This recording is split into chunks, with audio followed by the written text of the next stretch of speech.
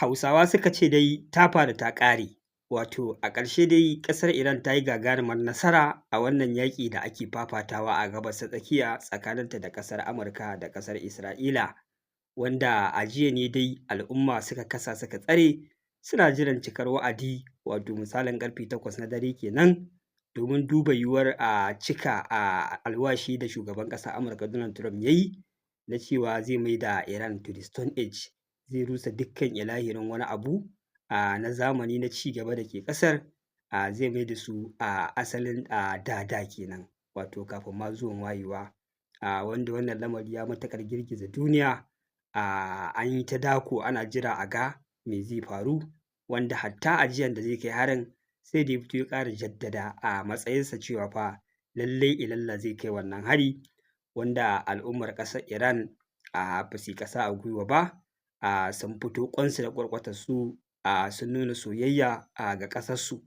wanda suka cika ilahirin tituna, gadoji, cibiyoyin wutar lantarki, suna ta kabbara suna kiran sunan Allah. Gaba ɗaya garin sararin samaniyar ƙasar Iran ya ɗauka kawai da kabbarorin mutane kake ji, ma'ana mutane kawai sun amince ma da dai a musu irin wannan abu da ake ikirarin za a musu, gwara ma su rasa rayukansu gabaki ɗaya, wanda su kuma a fannin sojoji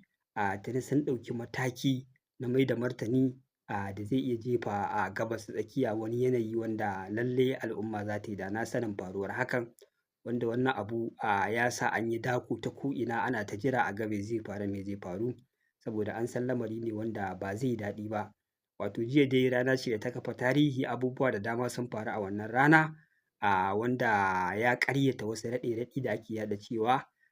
kaso 80 na ƙasar Iran ba sa goyon bayan mahukuntan ƙasar, hasali ma su ne suke da muradi na cewa a canza gwamnatinsu, wanda abin da suka yi a jiya ya ƙaryata haka, ya nuna cewa ilahirin al'ummar wannan ƙasa fa suna tare da gwamnatinsu 100%, wanda wannan shi ne mataki na farko, wanda ana gab da jiran cikar lokaci a ga hare-haren ƙasar Amurka sun fara sauka a kan ƙasar Iran, kwatsam sai aka ga shugaban ƙasar Amurka Donald Trump ya fito ya yi wani jawabi a rubuce, wanda ya ce ya sami saƙo daga mahukuntan ƙasar Pakistan, wato Firayim Ministan ƙasar Pakistan Shehbaz Sharif, ya ce wai ana buƙatar ƙasar Amurka da ta dakata da kai wannan hari, ko shi shugaban ƙasar Amurka ya dakata da kai wannan hari, ya ƙara zuwa nan da mako 2, wanda a cikin wannan mako 2 a duba yiwuwar ko za a iya sulhuntawa a tsakaninsu, wanda kuma ba tare da ɓata lokaci ba aka ga mutuminku nan da nan ya amince da wannan kira da aka yi. Kafin a zo wannan gaɓar, a bidiyon da ya gabata na muku wani tsokaci, na ce muku ni a nawa hasashe wannan barazana da shugaban ƙasar Amurka Donald Trump ya yi tana da baki guda biyu ne, wacce kowanne ta faɗi sha ce, kuma cikin ikon Allah sai ga shi maganata ta tabbata. Ma'ana na ce ya yi wannan barazana ne don ya samu riba guda biyu a cikinta. Na farko, ko dai ƙasar Iran ta tsorata matuƙar tsorata, hankalinta ya tashi, ta zo ta gurfana ta kawo kanta, ta amince da dukkan muradun ƙasar Amurka, yaƙi ya zo ƙarshe, na farko kenan. Na biyu kuma, ko dai al'ummar duniya ta yo ca a kan wannan lamari, a ce ba zai yiwu ba, a sulhunta, nan ma dai ƙasar Amurka ta yi sauri ta amince da buƙatun al'ummar duniya, yaƙi ya ƙare. Dama tana ta neman hanyar tserewa daga wannan yaƙi fa ta rasa ne. To da ta kafa wannan tarko mai baki biyu, dole ta san sai abu ɗaya ya faru a cikin biyun nan. Ko dai Iran ta tsorata ta kawo kanta, ta ce ta amince da ƙudurorin Amurka kar a zo a kai mata wannan hari da aka ce zai lalata dukkan civilization na ƙasar, ko kuma al'ummar duniya su zo su shiga tsakiya a yi sulhu, yaƙi ya ƙare. Kun ga dai ko ta ina dai sun huta daga wannan yaƙi da ya zama musu ƙarfen ƙafa, sun tsere. Ai ko sai ga shi ɗayan ne ya faru na biyu kenan, wato hari dai bai yiwu ba, sai ya kasance dai duniya ce ta shigo tsakiya aka sulhunta, kuma Amerika ko mintuna ba ta ɓata ba wurin ɓata lokaci ko ƙorafe-ƙorafe a kan abubuwan da sharuɗa da Iran ta kawo, kawai fa ta ce ta amince daga wannan yarjejeniya ta a dakata da wannan yaƙi zuwa nan da sati 2. Wani abin mamaki, mutane kawai ba su fahimci me ma ya faru a ƙasar Amurka ta amince ba, ko kuma Iran ɗin roƙa ta yi ko wani abu makamancin haka. Ina, ai jama'a yarjejeniya Iran ta zo da su har kusan guda 10, wanda ta buƙaci in dai an amince a kan waɗannan yarjejeniyoyi to fa ita ma ta yarda a yi wannan ceasefire na sati 2, wanda ga yarjejeniyoyin nan zan karanta muku, wanda su ne za a tattauna a kansu a teburin sulhu, wanda aka ce za a fara wannan tattaunawa ne ma ranar Juma'a a tsakanin Amurka da ƙasar Iran, wanda ita ƙasar Amurka tana da ƙudurorinta ita ma a nata ɓangare guda 15, ita ma Iran tana da nata ɓangare. A jiya nan da aka kawo mai buƙatun ƙasar Iran, a nan da nan fa ya ce fa shi ya amince fa, amma bari in karanto muku kaɗan daga cikin waɗannan buƙatu da ƙasar Iran, ku saurara wanda za ku gane cewa ba fa buƙatu ba ne masu sauƙi, ko kuma kawai irin mun zo muna rawar jiki ne muka zo muna buƙatar a amince da waɗannan buƙatu ƙanƙanu, wanda kawai ba za su zama ma Amurka cikas ba. Buƙatu ne waɗanda dama tun farkon fari ƙasar Iran tana kansu, kuma da an amince da su ma lamarin ba zai zo ga haka ba. Ga su nan zan karanto muku kamar haka. Wato na farko, ƙasar Iran tana so Amurka ta amince da ƙa'idar cewa za ta dakatar da kai hare-hare ƙasar Iran na dindindin,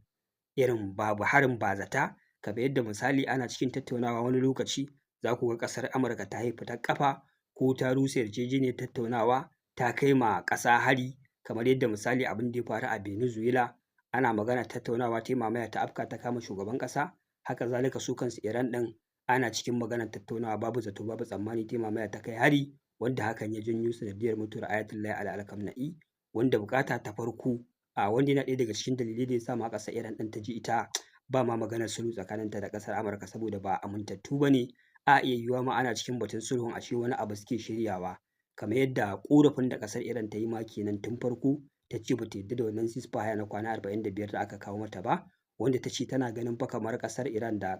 kamar ƙasar Amurka da ƙasar Isra'ila akwai wani abu da suke shiryawa ne a wannan ceasefire da suke so, ma'ana idan aka fara ceasefire ɗin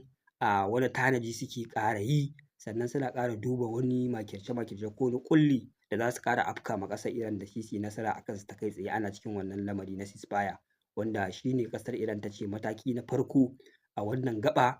shi ne Amurka ta ba da tabbaci cewa fa idan aka yi wannan ceasefire ɗin babu wani batun wai ta ce wai za ta kai ma ƙasar Iran hari. Kun ga suna da gaskiya, wanda wannan shi ne mataki na farko, kuma yana ɗaya daga cikin jerin abubuwa guda 10. Sannan kuma abu na biyu shi ne Iran za ta ci gaba da riƙe iko na Strait of Hormuz, ma'ana Strait of Hormuz da ake ta cece-kuce da taƙaddama a kan shi, ƙasar Iran ce za ta ci gaba da riƙe full control na wannan Strait of Hormuz ɗin a yayin da ake ci gaba da waɗannan tattaunawa ta sati 2. Ƙasar Iran ce za ta ci gaba da riƙe full control na wannan hanya, ba wai waɗanda suke mediators ɗin tsakiya ba, misali kamar ƙasar Pakistan. Ma'ana dai yanzu ba za a ce Strait of Hormuz ya koma hannun mediators ba, wato a ce su ne za su ci gaba da sarrafa wannan guri har a kai ga tsagaita wuta na sati 2 nan, kuma a ci gaba da tattaunawa akan duba amincewa da cikakkun waɗannan yarjejeniyoyi da ake tattaunawa a kai, wanda shi ne gaɓa ta 2. Sai kuma abu na 3, ƙasar Iran fa maganar uranium ɗin nan za ta ci gaba da haɓaka uranium ɗinta, wato ma'ana makamashin nukiliyarta da take ci gaba da haɓakawa take ta ayyukanta a kan shi, wanda shi ne barazanar da ya zama ma ƙasar Amurka da ƙasar Isra'ila, har suke cewa sai an dakatar da wannan haɓaka makamashin nukiliya, ko ma a ɗauki wannan makamashin nukiliya a bawa Amurka, wanda ƙasar Iran ta ce a tafi fa tana nan akan bakarta, sai dai idan an amince za a ƙyale ta ta ci gaba da haɓaka wannan makamashi, ma'ana babu gudu ba ja da baya. Asali yaƙin ne wannan ma yana ɗaya daga cikin dalilin da ya sa ƙasar Amurka take yaƙan Iran, wato dole sai ta dakatar da haɓaka uranium ɗinta. Amma fa a cikin waɗannan yarjejeniyoyi ƙasar Iran ta ce a ciki har da sai fa an ƙyale ta ta ci gaba da haɓaka uranium ɗinta. Sannan kuma sai kuma mataki na 3, ƙasar Iran fa ta ce za a cire mata takunkumai da aka sassaka mata. Akwai takunkumai da aka fara sakawa, wanda su ne primary sanctions da aka fara sakawa ƙananu, wanda ƙasar Iran ta ce duk ƙasar Amurka sai ta ciccire. Kai mataki na 4 ma har da secondary sanctions, irin dakatar da ƙasar Iran daga fitar da ɗanyen mai ta saida daga wasu ƙasashe da ƙasar Amurka take da alaƙa da su da sauransu, kamar yadda dama ana tsaka da wannan yaƙi lokacin da ƙasar Iran ɗin ta rufe Strait of Hormuz, bayan duniya ta shiga wahalhalu na ɗanyen man fetur, ba shiri ba tsammani ƙasar Amurka ta ce fa ta cire ma Iran takunkumin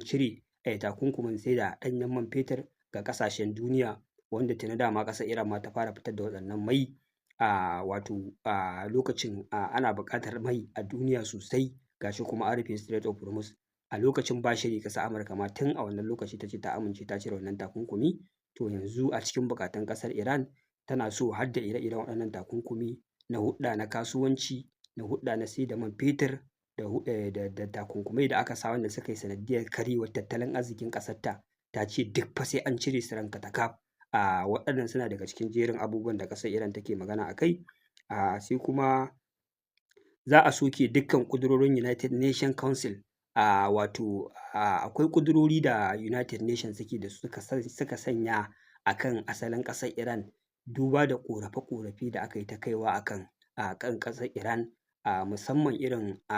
ƙungiyoyi da take amfani da su na proxy war da sauransu, da ake ta cewa sai ta yi disarming ɗinsu, wanda ta ƙi, wanda ƙasar United Nations ta sanya wasu ƙudurori a kan ƙasar Iran.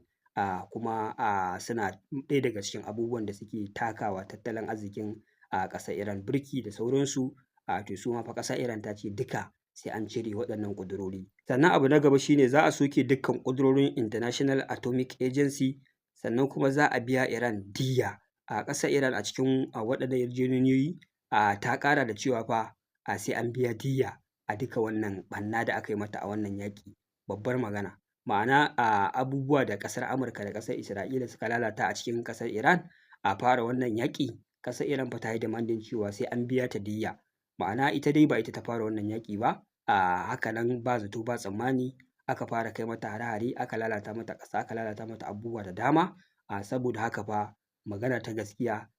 wannan yaƙi bayan an dakata daga wannan yaƙi sai fa an biya diyya na abubuwa da aka lalata. Za a biya ƙasar Iran diyya. Yana ɗaya daga cikin waɗannan yarjejeniyoyi. Abu na kusa da ƙarshe shine ƙasar Amurka za ta janye dukkan ilahirin sojojinta a gabas ta tsakiya. Wannan ma na daga cikin ƙudurorin da ƙasar Iran take da su fa. Ta ce sai ƙasar Amurka ta janye ilahirin sojojinta a gabas ta tsakiya, kamar yadda dama tun farkon fara wannan yaƙi ana tsaka da kai hare-hare. Ƙasar Iran ta ce ba wannan na ɗaya daga cikin ƙudurorinta, sai ta kori ilahirin sojojin ƙasar Amurka a gabas ta tsakiya. Kuma a cikin waɗannan yarjejeniyoyi guda 10, ƙasar Iran ta ƙara dawowa da wannan ƙuduri na cewa fa sai fa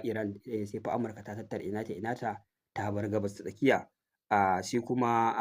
magana ta ƙarshe shine idan aka tashi dakatawa da yaƙi kacokan, sai fa an dakata ilahirin yaƙin ne akan dukkan